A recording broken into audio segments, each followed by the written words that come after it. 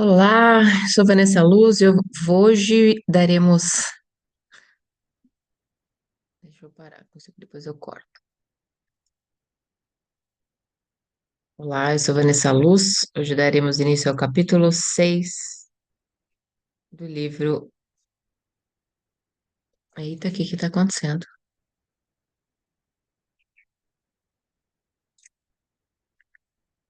Hoje vamos dar início ao capítulo 6 do Poder do Agora. O corpo interior. O ser é o seu eu interior mais profundo.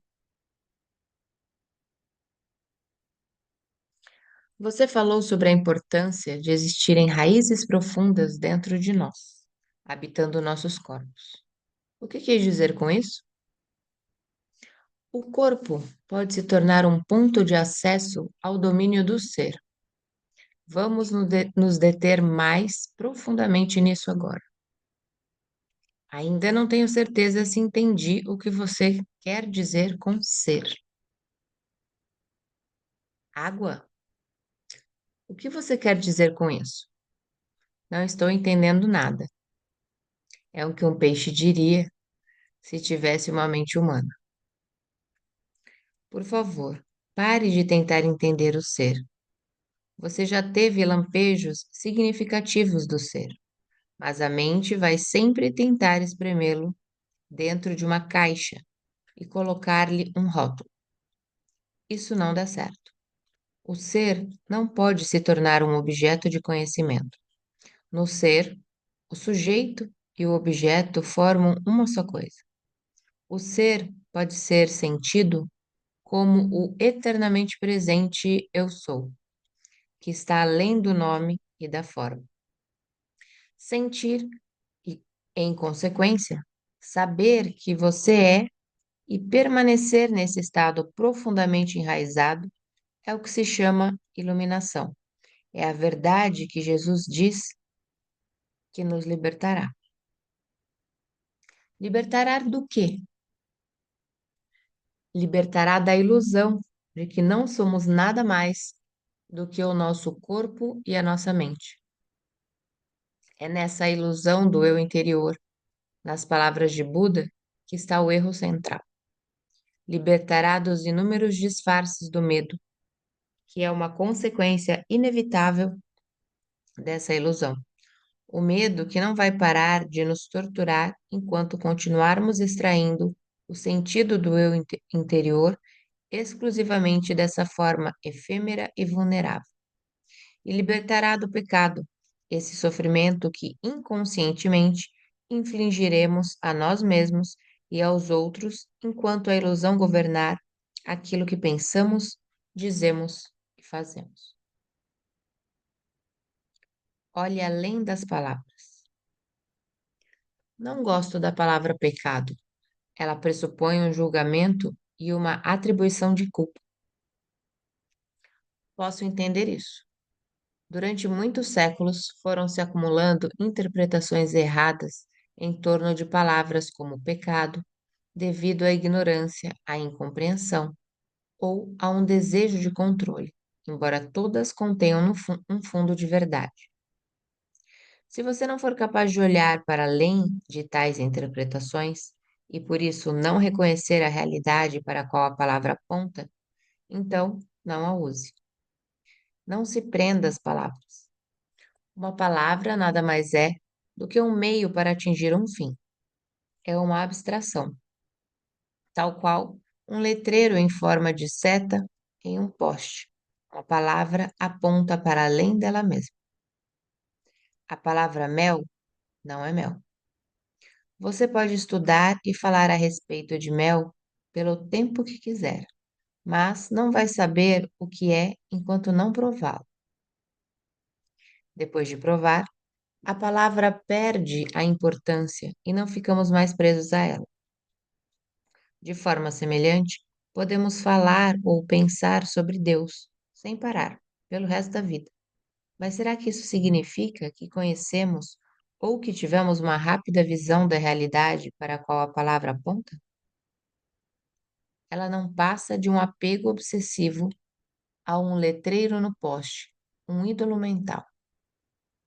O contrário também acontece. Se por alguma razão não gostamos da palavra mel, pode ser que jamais o experimentemos. Se você tem uma forte aversão à palavra Deus, o que é uma forma negativa de apego, pode estar negando não só a palavra, como também a realidade para a qual ela aponta. Você estará se privando da possibilidade de vivenciar essa realidade. Tudo isso tem, naturalmente, uma relação direta com o fato de estarmos identificados com as nossas mentes. Portanto, se a palavra não significa mais nada para você, jogue-a fora e use outra que signifique. Se você não gosta da palavra pecado, chame-a então de inconsciência ou insanidade. Essa atitude talvez o aproxime mais da verdade, a realidade que está além da palavra, do que um longo uso equivocado da palavra pecado, deixando pouco espaço para a culpa. Essas palavras também não me agradam. Elas pressupõem que existe alguma coisa errada comigo. É como se estivessem me julgando. Claro que existe alguma coisa errada com você e ninguém está julgando nada. Sem querer ofender, porventura você não pertence à raça humana que matou mais de 100 milhões de membros da própria espécie somente no século XX? Quer dizer que existe culpa por associação? Não é uma questão de culpa, mas, enquanto a mente nos governar, fazemos parte da insanidade coletiva. Talvez você não tenha olhado profundamente para dentro da condição humana sob o domínio da mente. Abra os olhos e veja o medo, o desespero, a inveja e a violência que penetram em tudo. Atente para a crueldade e o sofrimento abomináveis, em uma escala jamais imaginada, que os homens infligiram e continuam a infligir a outros homens, assim como a outras formas de vida. Você não precisa condenar, apenas observe. Isso é pecado. Isso é insanidade. Isso é inconsciência. Acima de tudo, não se esqueça de observar a sua própria mente. Busque nela a raiz da insanidade. Encontre a sua realidade invisível e indestrutível. Você disse que a identificação com a forma física faz parte da ilusão. Então, como é que o corpo pode nos levar à realização do ser? O corpo que podemos ver e tocar não consegue nos conduzir para dentro do ser. Mas esse corpo visível e palpável é só uma casca, ou melhor, uma percepção limitada e distorcida de uma realidade mais profunda. Em nosso estado natural de conexão com o ser, essa realidade mais profunda pode ser sentida a cada momento, como o corpo interior invisível, que é a presença viva dentro de nós. Portanto, habitar o corpo é sentir o corpo bem lá no fundo, de modo a sentir a vida dentro dele, e assim realizar que somos algo além da forma exterior. Mas isso é só o começo de uma jornada interior, que nos levará ainda mais fundo para uma região de grande serenidade e paz, embora também de grande poder e de vida palpitante.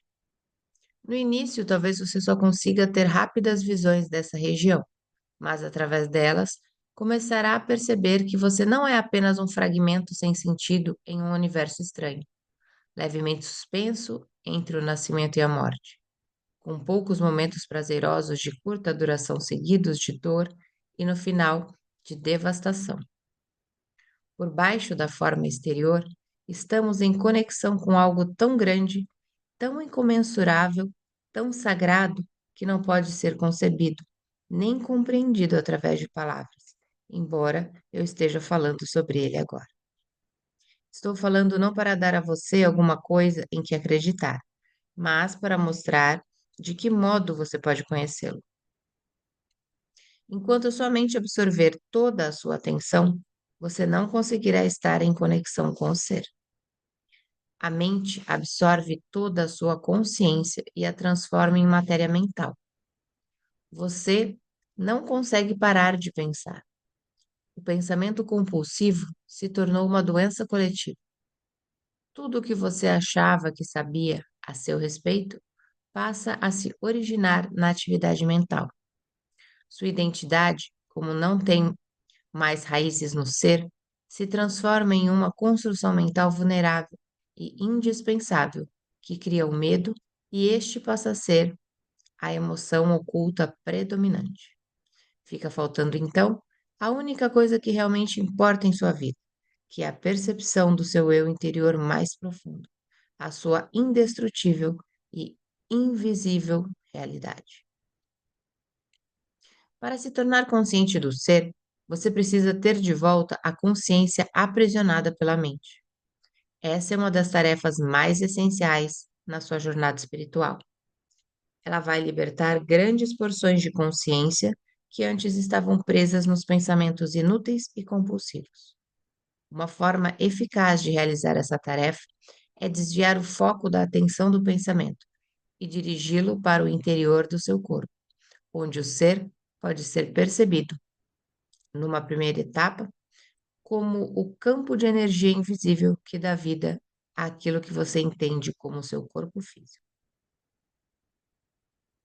Conecte-se com o seu corpo interior. Vamos fazer uma experiência agora. Talvez ajude a fechar os olhos nesse exercício. Vamos lá? Depois, quando o estar dentro do corpo se tornar algo fácil e natural, isso não será mais necessário. Dirija a atenção para dentro do seu corpo. Sinta-o lá no fundo. Está vivo?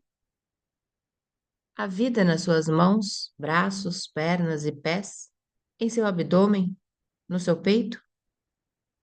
Você consegue sentir o campo de energia sutil impregnando todo o seu corpo, fazendo palpitar cada órgão e cada célula? Percebe o que está acontecendo em todas as partes do corpo ao mesmo tempo? Como se fosse um só campo de energia? Mantenha o foco por um momento, na sensação que passa pelo seu corpo interior. Não comece a pensar sobre ela. Sinta. Quanto mais atenção você der à sensação, mais clara e forte ela ficará. É como se cada célula se tornasse mais viva.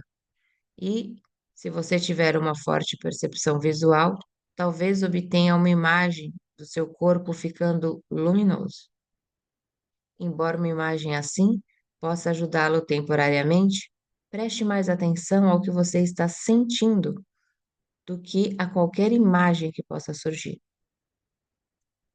Uma imagem, não importa quão bela ou poderosa seja, já tem uma forma definida e, por isso, deixa menos espaço para penetrar mais fundo.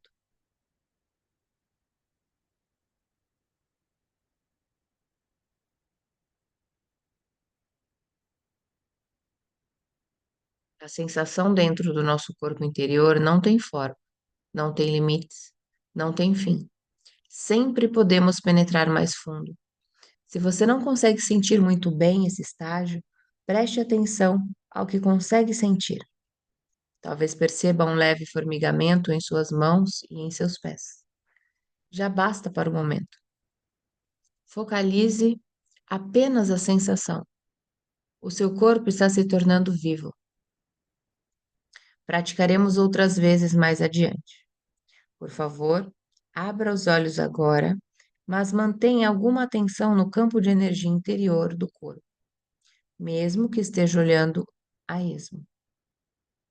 O corpo interior está na fronteira entre a forma e a essência, que é a sua verdadeira natureza. Nunca perca o contato com ele.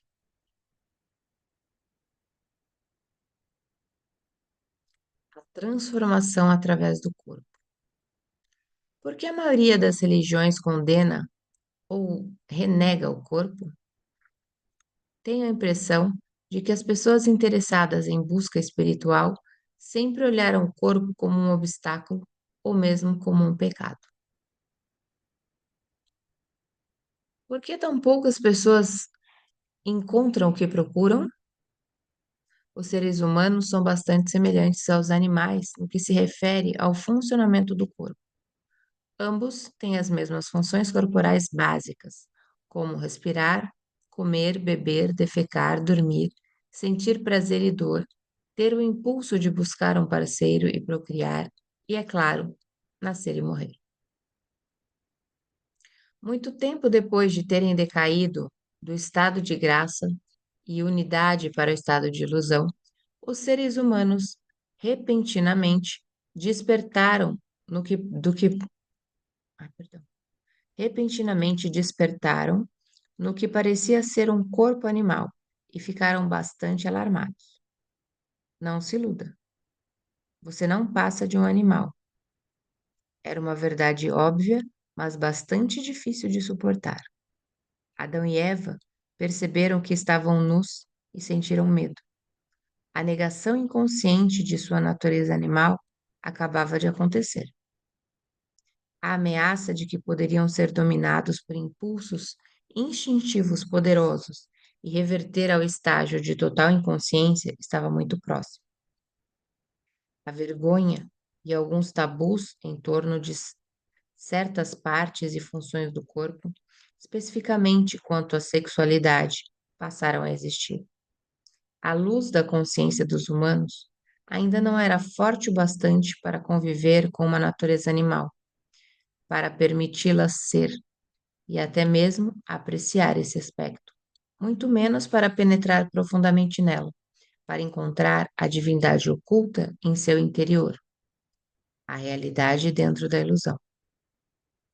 Os humanos, então, fizeram o que tinham de fazer. Começaram a se dissociar de seus corpos. Viam agora a si mesmos como possuindo e não simplesmente sendo um corpo.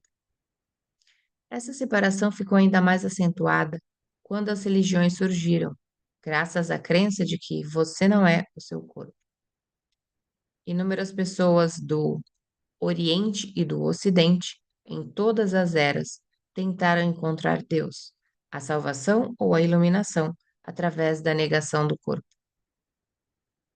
Essa procura passou por uma negação da satisfação dos sentidos, em especial da sexualidade, e por jejuns e outras práticas ascéticas. Algumas pessoas infligiam até mesmo sofrimento ao corpo, numa tentativa de enfraquecê-lo ou puni-lo, porque ele era visto como cheio de pecado. No cristianismo, isso era chamado de mortificação da carne. Outras pessoas tentaram escapar do corpo, entrando em estados de transe ou buscando experiências extracorpóreas. Muitas ainda adotam essas práticas.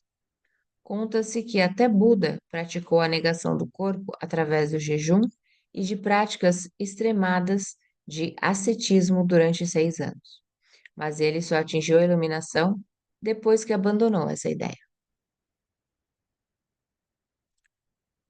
O fato é que ninguém jamais atingiu a iluminação negando ou combatendo o corpo, ou através de experiências fora dele.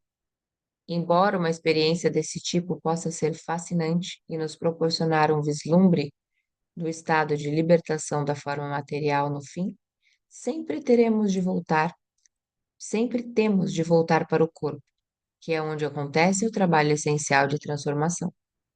A transformação acontece através do corpo e não distanciada dele. Essa é a razão pela qual nenhum dos verdadeiros mestres jamais defendeu lutar ou abandonar o corpo, embora seus discípulos, com base na mente, frequentemente o defendam.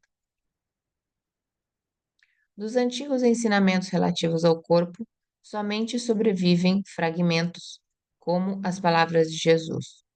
Todo o seu corpo está preenchido pela luz. Todo o seu corpo será preenchido pela luz. Ou mitos, tal como a crença de que Jesus jamais abandonou seu corpo, mantendo-se unido a ele e com ele tendo subido ao paraíso. Quase ninguém até hoje compreendeu esses fragmentos ou o sentido oculto de certos mitos. A crença de que você não é o seu corpo prevalece em todas as partes do mundo, levando a uma negação do corpo e a tentativa de escapar dele. Isso tem impedido que inúmeras pessoas alcancem a realização espiritual e encontrem o que procuram. É impossível recuperar os ensinamentos perdidos sobre a significação do corpo ou construí-los a partir de fragmentos existentes? Não há necessidade disso. Todos os ensinamentos espirituais vêm da mesma fonte. Nesse sentido, existe e sempre existirá somente um mestre, que se manifesta de vários modos diferentes. Eu sou esse mestre, e você também é, desde que seja capaz de acessar a fonte interna. E o caminho é através do corpo interior. Embora todos os ensinamentos espirituais tenham origem na mesma fonte, no momento em que eles são verbalizados e escritos, não passam de ajuntamentos de palavras. E uma palavra não passa de um letreiro em um poste, apontando o caminho de volta à fonte. Já comentei sobre a verdade escondida dentro do nosso corpo, mas vou resumir outra vez os ensinamentos perdidos dos mestres. Portanto, aqui está um outro letreiro. Por favor, procure sentir o seu corpo inteiro enquanto ler ou ouvir. O sermão sobre o corpo. Aquilo que percebemos como uma estrutura compacta chamada corpo, que é sujeito a doenças, ao envelhecimento e à morte, não é real, não é você. É uma percepção errada da nossa realidade essencial, que está além do nascimento e da morte, cuja causa está nas limitações da nossa mente. A mente, tendo perdido o contato com o ser, cria o corpo como uma prova de sua crença ilusória de separação para justificar o seu estado de medo. Mas não despreze o corpo, porque é no interior desse símbolo de não permanência, limitação e morte que está contido o esplendor da nossa realidade essencial e imortal. Não desvie a atenção para outro lugar em busca da verdade, pois ela não pode ser encontrada em nenhum outro lugar que não no interior do seu corpo. Não lute contra o seu corpo, porque ao fazer isso, você está lutando contra a sua própria realidade. Você é o seu corpo. O corpo que você vê e toca é somente um delicado véu de ilusão. Debaixo dele, encontra-se o seu corpo interior invisível, a porta de entrada para o ser, para a vida não manifesta. Através do corpo interior, estamos inseparavelmente conectados a esta vida não manifesta, onde não há, onde não há nascimentos nem mortes, que é extremamente presente. Através do corpo interior, estamos sempre com Deus.